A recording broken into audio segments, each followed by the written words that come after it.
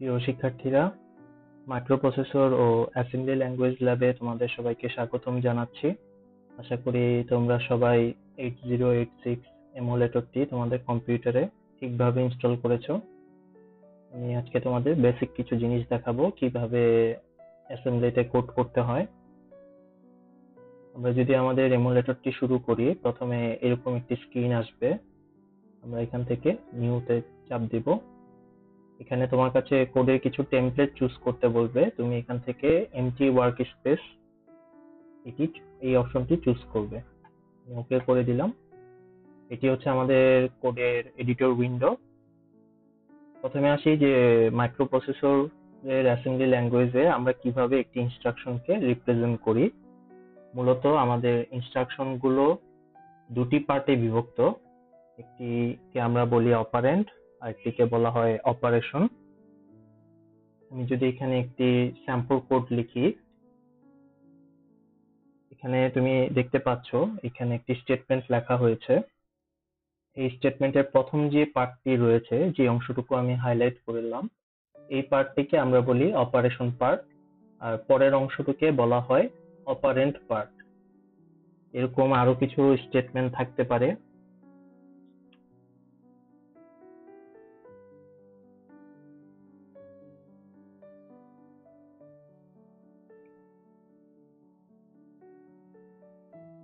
আমাদের স্টেটমেন্ট গুলোকে আমরা এইভাবে রিপ্রেজেন্ট করতে পারি।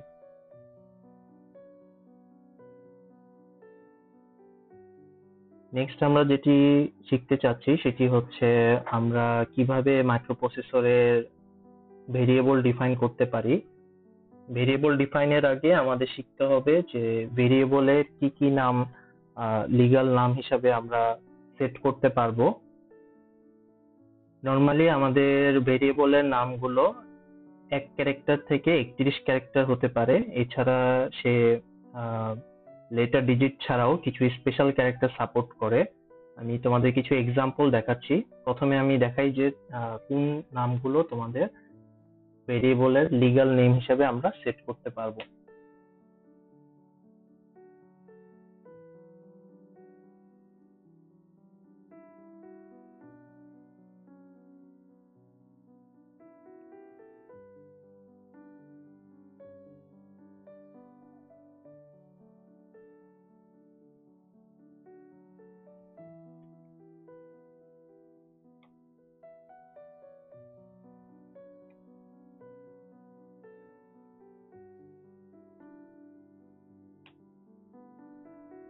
তোমরা যদি একটু খেয়াল করো তাহলে দেখতে পাচ্ছ এই নামগুলো সবগুলোই হচ্ছে আমাদের ভেরিয়েবলের লিগ্যাল নেম। আমরা এই নামগুলোর যে কোনো নামকে ভেরিয়েবল হিসাবে সেট করতে পারবো।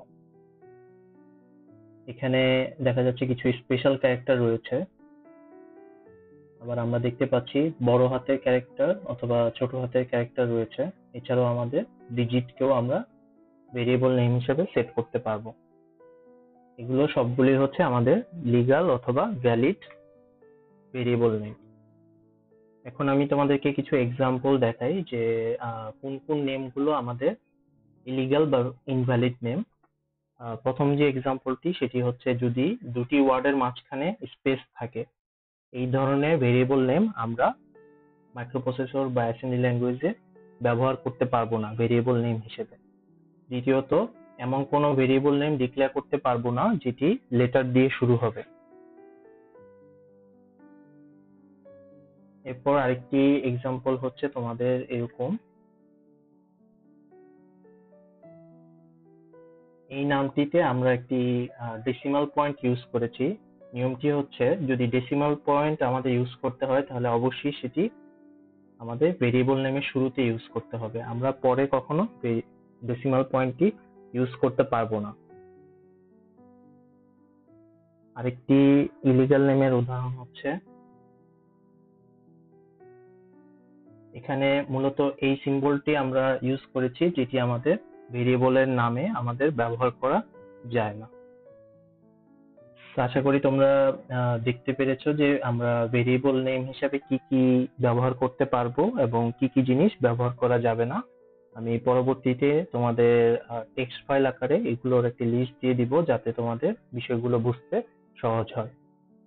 যে বিষয়গুলো তোমাদেরকে দেখালাম এগুলো হচ্ছে তোমাদের টেক্সট বইয়ের চ্যাপ্টার 4 এর 4.1 এবং 4.2 এই দুটি সেকশন আমি আলোচনা করছি এই মুহূর্তে। নেক্সট আসি যে আমাদের একটা ইনস্ট্রাকশনকে আমরা কিভাবে রিপ্রেজেন্ট করি সেই জিনিসটি। আমাদের অপারেন্ড হিসেবে আমাদের কয়েকটি টাইপ হতে পারে। আমি একটু তোমাদের এক্সাম্পল দিয়ে দেখাই, তাহলে তোমাদের জিনিসগুলো বুঝতে সুবিধা হবে। এখানে যদি খেয়াল করো, এখানে প্রতিটা ইনস্ট্রাকশন, প্রতিটি লাইন আলাদা আলাদা ইনস্ট্রাকশন।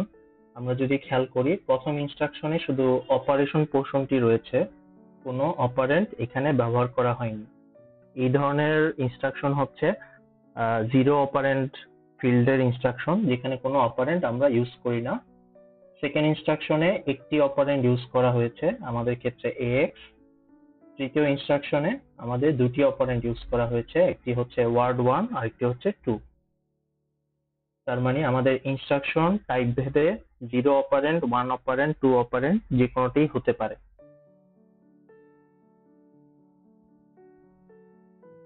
নেক্সট আমরা যেটা শিখবো সেটি হচ্ছে আমাদের কোডে আমরা কিভাবে কমেন্ট অ্যাড করতে পারি। মূলত আমাদের যে কোনো কিছু লেখার শুরুতে যদি আমরা সেমিকোলন ইউজ করি, তাহলে সেই লাইনটি তারপর থেকে লাইনের বাকি অংশটুকু কমেন্ট হিসাবে সে কাউন্ট করে। যেমন আমি যদি এখানে একটা এক্সাম্পল দিই, এখানে এই লাইনটি আমাদের কমেন্ট হিসাবে কাউন্ট করলো। নিউ লাইনে গেলে সেটি আর কমেন্ট হিসাবে থাকবে না। দ্যাট মিনস এখানে আমাদের নর্মালি সিঙ্গেল লাইন কমেন্ট ব্যবহার করা যায় অ্যাসেম্বলি ল্যাঙ্গুয়েজে। যেমন এখানে তুমি চাইলে যেটা করতে পারো সেটি হচ্ছে তোমার ইনস্ট্রাকশনের পরেও তুমি কমেন্ট ইউজ করতে পারো, ব্যাখ্যা করার জন্য যে ইনস্ট্রাকশনটা কি কাজ করতেছে।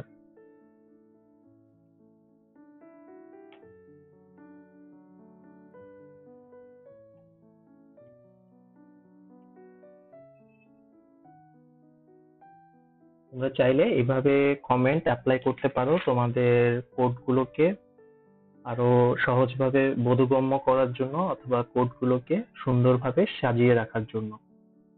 নেক্সট আমরা আসি যে অ্যাকচুয়ালি আমরা ভেরিয়েবল কিভাবে ডিক্লেয়ার করব। আমাদের ভেরিয়েবল কয়েক টাইপের হয়।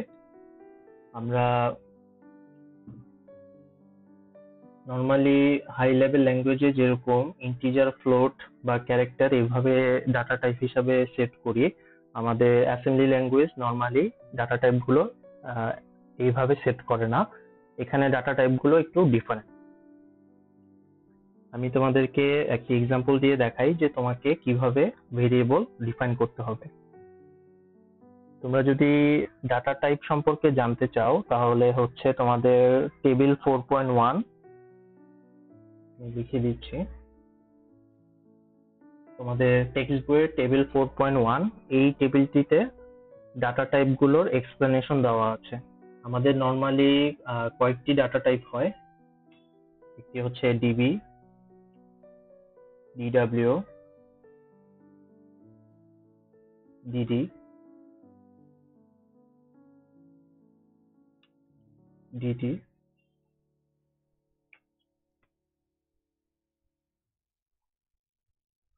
মাঝখানে একটি বাদ দিয়ে ফেলেছি, সেটি হচ্ছে ডিকিউ। মূলত এগুলোর এক্সপ্লেনেশন হচ্ছে, প্রথমটি আমাদের এক্সপ্লেন করে ডিফাইন বাইট, এটাকে সংক্ষেপে করলে দাঁড়ায় হচ্ছে ডিবি। সেকেন্ডটি হচ্ছে ডিফাইন ওয়ার্ড, তারপরটি হচ্ছে define double word, define quad word, এবং সবার লাস্টেরটি হচ্ছে ডিফাইন 10 বাইট। মূলত এই ডাটা টাইপ গুলোর পার্থক্য হচ্ছে তার সাইজে। ডিফাইন বাইট মানে হচ্ছে এমন একটি ভেরিয়েবল ডিক্লেয়ার করব যেটি 1 বাইট জায়গা আমাদের দখল করবে। তাহলে আমি একটু এক্সাম্পল দেখাই যে তোমাদের কিভাবে আমরা একটি ভেরিয়েবল ডিক্লেয়ার করতে পারি। ভেরিয়েবল ডিক্লেয়ারের জন্য আমাদের প্রথমে যেটি করতে হবে সেটি হচ্ছে ভেরিয়েবলের একটি নাম দিতে হবে। আমি একটু আগেই তোমাদেরকে নেমিং কনভেনশনটা শিখিয়েছি, কিভাবে ভেরিয়েবলের নাম আমরা ডিফাইন করতে পারি। আমাদের ভেরিয়েবলের নাম হিসাবে কোনো একটি ভ্যালিড নেমকে ব্যবহার করতে হবে। আমরা এখানে ভেরিয়েবলের নাম হিসাবে আলফা সিলেক্ট করে নিচ্ছি। এরপর আমাকে একটি স্পেস দিয়ে ভেরিয়েবলের ডাটা টাইপটি বলে দিতে হবে। আমি এখানে ডিফাইন বাইট হিসাবে সিলেক্ট করছি, দ্যাট মিনস আমাদের আলফা ভেরিয়েবলটি 8 বিটের জায়গা নিবে। এরপর আমি স্পেস দিয়ে ভেরিয়েবলটির ইনিশিয়াল ভ্যালুটি বলে দিব। যদি আমি সংখ্যার পরে কোনো কিছু উল্লেখ না করি, যেমন হচ্ছে 4h অথবা 4b, যদি কোনো কিছু এরকম উল্লেখ না করা থাকে তাহলে এই ভ্যালুটি ডেসিমাল ভ্যালু হিসেবে কাউন্ট করা হয়। কেউ যদি চাও যে তুমি কোনো একটা বাইনারি ভ্যালুকে ইনপুট দিবে, যেমন হচ্ছে 1010, এই টাইপের ডাটার ক্ষেত্রে তোমাকে লাস্টে বি কথাটি লিখে দিতে হবে। বি দিয়ে বোঝায় যে এই নাম্বারটি একটি বাইনারি নাম্বার। সেম ভাবে কেউ যদি হেক্সাডেসিমাল ভ্যালু ইনপুট দিতে চাও তাহলে তোমরা এরকম হেক্সাডেসিমাল ভ্যালু এখানে ইনপুট দিতে পারবে। তাহলে আমাদের ভেরিয়েবল নেমিং কনভেনশনটি হচ্ছে প্রথমে ভেরিয়েবলের একটি নাম দিতে হবে, তারপর ভেরিয়েবলের ডাটা টাইপ, সবার লাস্টে হচ্ছে আমাদের ভেরিয়েবলের ইনিশিয়াল ভ্যালু।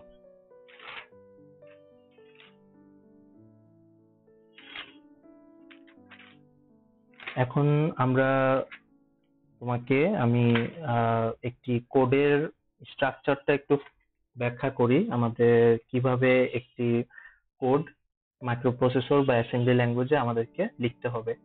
মূলত আমাদের কোডের 4টি পার্ট থাকে।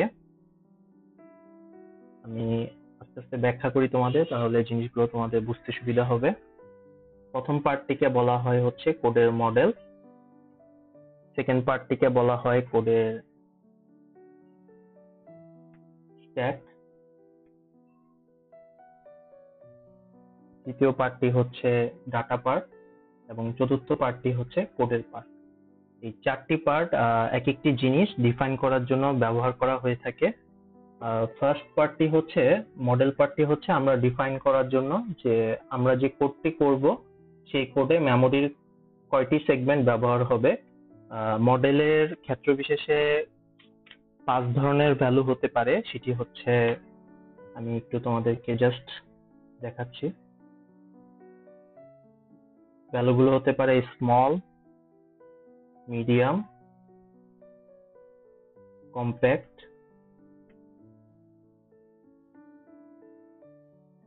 লার্জ কিংবা হিউজ। আমাদের কোডের প্রয়োজন অনুযায়ী আমরা যে কোনো মডেলকে এখানে চুজ করতে পারি। নর্মালি আমরা এই ল্যাবে যে কোডগুলো করব সেগুলো হচ্ছে স্মল মডেল দিয়ে আমাদের হয়ে যাবে। তোমরা যদি তোমাদের বইয়ের টেক্সট বইয়ের টেবিল 4.4 দেখো, এই টেবিলে তোমাদের মডেলগুলোর ব্যাখ্যা দেওয়া আছে, কোন টাইপের মডেল কি কাজে আমরা ব্যবহার করব। নেক্সট যে পার্টটি রয়েছে সেই পার্টটি হচ্ছে স্ট্যাক পার্ট। এখানে মূলত আমাদের কিছু প্রোগ্রামের ক্ষেত্রে আমাদেরকে স্ট্যাক রেজিস্টার কল করতে হয়। মূলত প্রসিডিউর কলের ক্ষেত্রে স্ট্যাক রেজিস্টারটা বেশি গুরুত্বপূর্ণ ভূমিকা পালন করে। এই স্ট্যাক পার্টটির জন্য আমাদেরকে বলে দিতে হয় যে স্ট্যাক রেজিস্টারের জন্য বা স্ট্যাক পার্টের জন্য আমরা কতটুকু জায়গা বরাদ্দ করতে চাই। যেমন আমি যদি এখানে স্ট্যাকের পরে লিখে দিই 100h, দ্যাট মিনস বোঝাচ্ছে যে 100h যে হেক্সাডেসিমাল ভ্যালু তার ইকুইভ্যালেন্ট বা ডেসিমাল ভ্যালু সমান পরিমাণ বাইট জায়গা আমরা এখানে স্ট্যাক রেজিস্টারের জন্য বা স্ট্যাক অপারেশনের জন্য রিজার্ভ করে রাখতে চাচ্ছি। 100h এর ইকুইভ্যালেন্ট ডেসিমাল হচ্ছে 256, দ্যাট মিনস আমি এখানে 256 বাইট জায়গা সেভ করে রাখতে চাচ্ছি আমাদের স্ট্যাক পোর্শনের জন্য। তৃতীয় পার্টটি হচ্ছে আমাদের ডাটার পার্ট। মূলত এই পার্টটি আমরা আমাদের ভেরিয়েবল গুলো ডিফাইন করব। আমি তোমাদেরকে কিছু এক্সাম্পল দেখাচ্ছি। যেমন আমাদের ভেরিয়েবল ডেফিনেশনের ফরম্যাটটি হচ্ছে ফার্স্টে আমাদের ভেরিয়েবলের একটি নাম দিতে হবে, দেন তার ডাটা টাইপ, তারপর তার একটা ইনিশিয়াল ভ্যালু। তাহলে আমি যখন ভেরিয়েবল ডিফাইন করব আমাকে ডট ডাটা এই পোর্শনে আমাদের ভেরিয়েবল গুলোকে ডিফাইন করে দিতে হবে।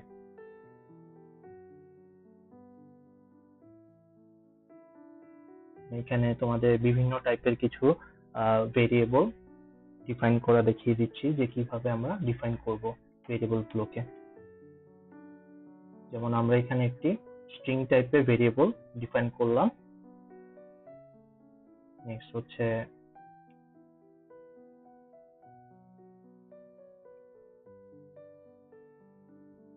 4 নাম্বারটি একটি মার্কস টাইপের ডাটা, এটা তোমাদের আপাতত না জানলেও চলবে। আমরা চাইলে যে কোনো ধরনের মাস্ক এখানে ব্যবহার করতে পারি।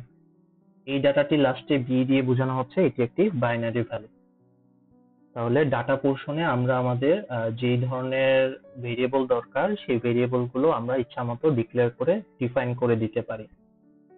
সবার লাস্ট যে পোর্শনটি সেটি হচ্ছে আমাদের কোড পোর্শন। মূলত হচ্ছে আমরা এই কোড পোর্শনই আমাদের মেইন কোডের পার্টটা লিখবো বা লজিকের পার্টটা লিখবো। আমরা মূলত কোড পোর্শনে যে কোডগুলো এক্সিকিউট করব সেখানে কোডগুলো একটি প্রসিডিউরের ভিতরে লিখতে হয়। ট্র্যাডিশনালি আমরা সি প্লাস প্লাসে মেইন ফাংশনের মাধ্যমে আমাদের কোডের এক্সিকিউশন করে থাকি। এখানেও আমাদের একটি প্রসিডিউরের মাধ্যমে আমাদেরকে কোড এক্সিকিউশন করতে হবে। আমি প্রসিডিউরটির নাম হিসাবে মেইন সিলেক্ট করলাম।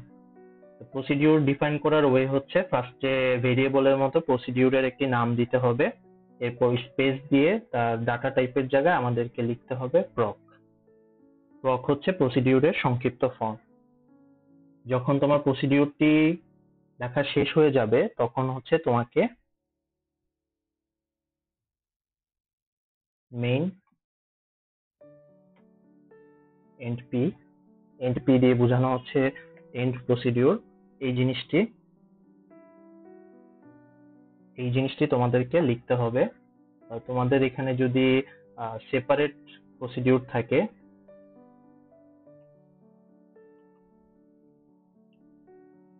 আমাদের এইভাবে আলাদা আলাদা করে প্রসিডিউর গুলো লিখতে হবে, আর প্রসিডিউরের মাঝখানে আমরা যে কোনো কোড লিখতে পারি।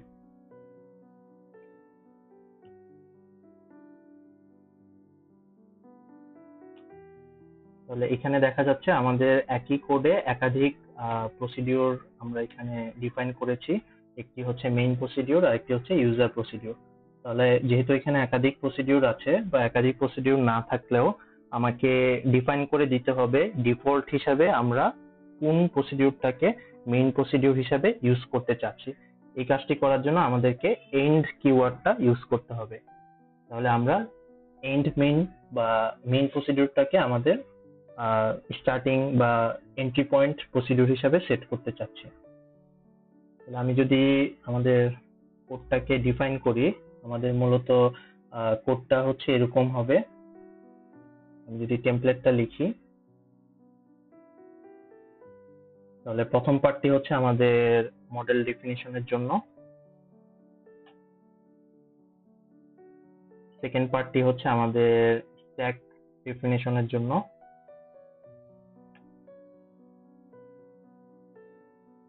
তৃতীয় পার্টটি হচ্ছে আমাদের ডাটা বা ভেরিয়েবল ডেফিনিশনের জন্য, সবার লাস্টের পার্টটি হচ্ছে আমাদের কোডের পার্ট।